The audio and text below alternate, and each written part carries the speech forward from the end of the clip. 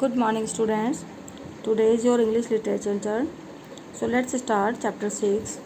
What the birds said. It means पक्षी क्या कहते हैं. Students, in this chapter, this is a story of a young boy who had a special talent of being able to speak the birds and understand their language.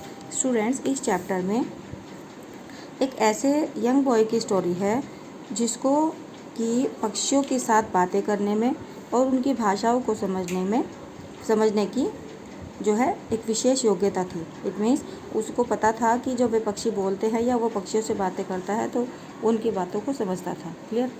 Can you imagine having such a gift. क्या आप ऐसे किसी उपहार के विषय में सोच सकते हैं जो प्रकृति ने दिया हो. Do you think the boy would have had an easy time. क्या आप सोचते हैं कि जो लड़का है उसके लिए ये जो टाइम होगा ये बहुत ही आसान रहा होगा. This is a story of one of the incident that happen to him. ये जो कहानी है एक ऐसी ही घटना पर आधारित है जो उसके साथ घटित हुई. Okay students, so let's start the story. A boy, a lad named Kong Hyang Chang, who lived with his parents in the mountains, understood the languages of the birds. एक लड़का जिसका नाम कोंग ह्यान चांग था जो कि अपने माता पिता के साथ पर्वत की तलहटी में रहता था और वह पक्षियों की भाषाओं को समझता था. One evening as he was studying a flock of birds sat on a tree before his window and सैंग.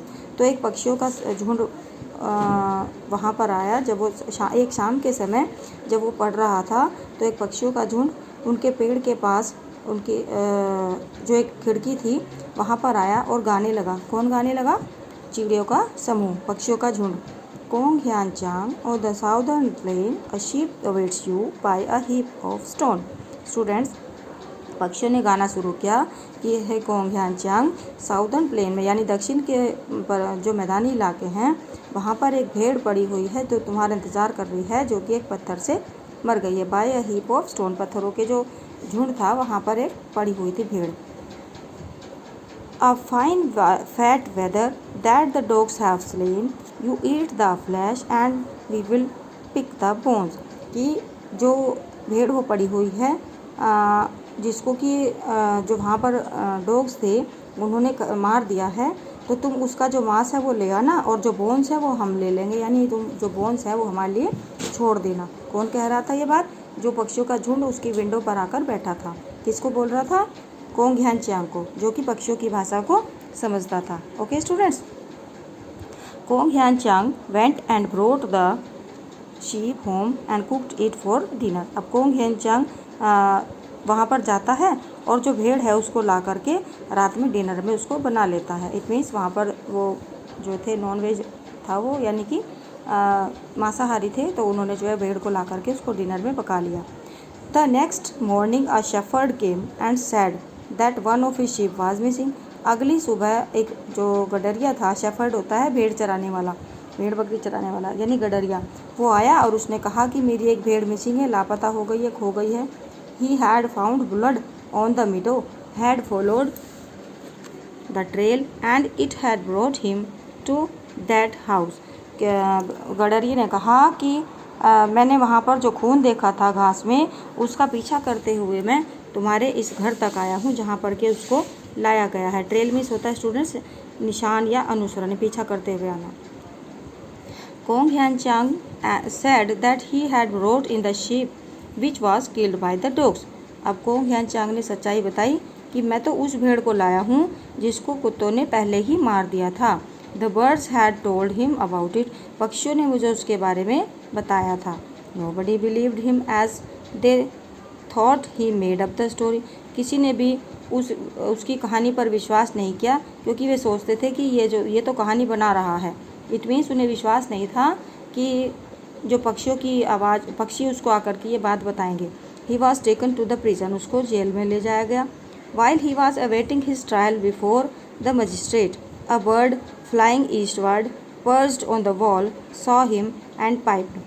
जब उसको ट्रायल के लिए ले जाया जा रहा था, स्टूडेंट्स ट्रायल होता है मजिस्ट्रेट के पास सज़ा सुनाने के लिए, ठीक है। तो वहाँ पर जो एक बर्ड है वो फ्लाइंग करती हुई आई इस वार्ड से और उस दीवार पर आकर के बैठ गई। एंड सॉ हिम, और उसको देखा, एंड पाइप्ड, और कहने लगी, force approach the western border, banners, bows and spear in order, while the gate lakhs watch or border. अब क्या होता है स्टूडेंट्स, जो वो पक्षी थी, चिड़िया थी, वो दीवार पे आकर के उसको बताती है कि जो शत्रु है वो वेस्टर्न बॉर्डर की तरफ से आ रहे हैं, उनके हाथ में भाले हैं, धनुष हैं, बाण है, मतलब कि युद्ध से संबंधित जो सामान होता है ना, वो लेकर के शत्रु वेस्टर्न बॉर्डर की यानी दक्षिण के सीमा प्रांत की ओर से आ रहे हैं। While the gate lakhs watch war order, और वहाँ पर जो है जो गार्ड है, जैसे सुरक्षाकर्मी होते हैं ना, सेना बॉर्डर पे लगाई जाती है, वो नहीं है। अब क्या होता है, Kong Yan Chang urged his jailer to inform the magistrate of the danger of invasion through the unprotected western pass। Kong Hyan चांग ने आग्रह किया, अर्ज में होता है आग्रह करना, जेलर से कि मजिस्ट्रेट को आने वाले जो आक्रमणकारियों का खतरा है, कहाँ है, वेस्टर्न पास पर, वो उसको सूचना दे दी जाए। The jailer did not believe in Kong Hyan Chang's ability to speak to the birds. जो जेलर था उसने कोंग ह्यान चांग की पक्षियों से बोलने की योग्यता पर विश्वास नहीं किया। And was also afraid of the magistrate, और उसको डर भी था मजिस्ट्रेट का कि कहीं झूठे केस में भाई उसको भी सज़ा ना हो जाए। So he decided to arrest the young boy first. तो उन्होंने क्या किया कि so he decided to test the young boy first. तो उसने क्या किया कि पहले जो है मैं इस बच्चे का जांच कर लेता हूँ कि ये सच भी बोल रहा है या नहीं। He took some rice, soaked a part of it in sweetened water and a part in salt water।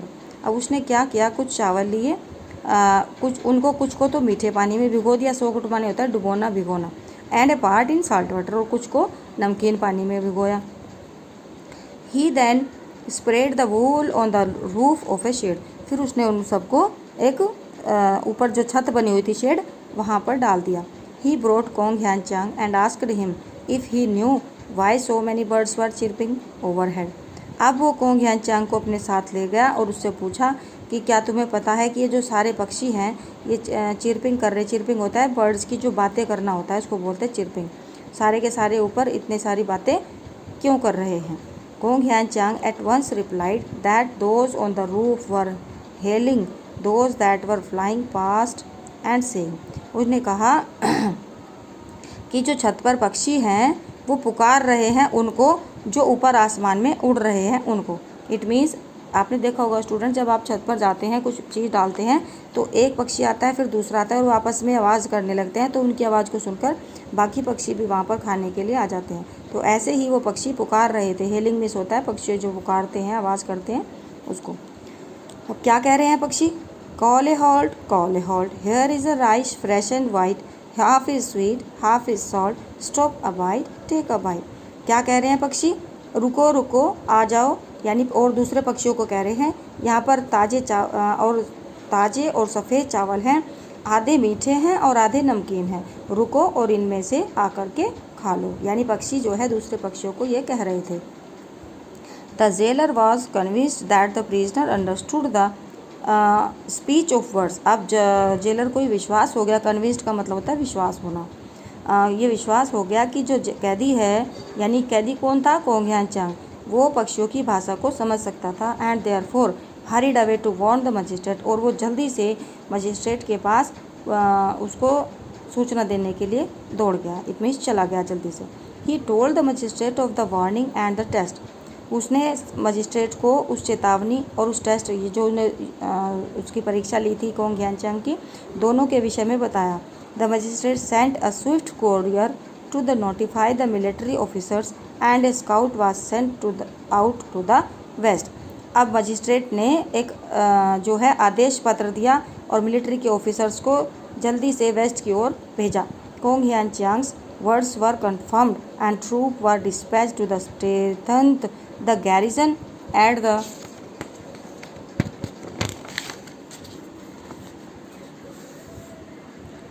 पास। अब क्या होता है स्टूडेंट्स कि जो कोंग ह्यान चांग के जो शब्द थे वो सही निकले, और जो वहाँ पर शत्रु थे, ठीक है, उनको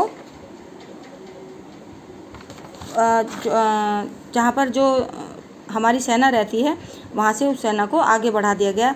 जो इन्वेडर होते हैं आक्रमणकारी। The invaders were stopped just in time, और समय से जो आक्रमणकारी थे उनको रोक दिया गया। यानी जो हमारी सेना थी वो आगे बढ़ गई, यानी जहाँ पर वो शत्रु सेना आने वाली थी और वहीं पर उनको रोक दिया गया।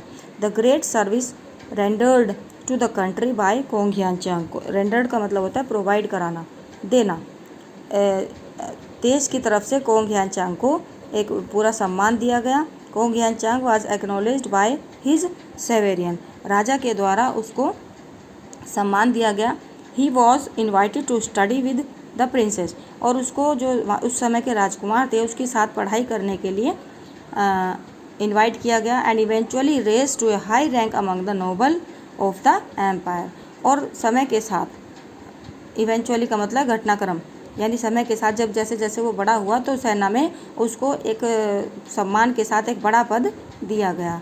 ठीक है, क्यों किया ये सब? क्योंकि उसने देश की रक्षा के लिए ऐसा किया था। ठीक है, तो उसको देश की रक्षा के लिए सम्मान दिया गया। स्टूडेंट्स, एडेल एम फील्ड, ये इनकी बायोग्राफी है। इस बायोग्राफी को आपको अपनी नोटबुक में नोट डाउन करना है। और ये जो डिक्टेशन वर्ड्स हैं और वर्ड मीनिंग है सारे, ये भी आपको अपनी नोटबुक में नोट डाउन करने हैं।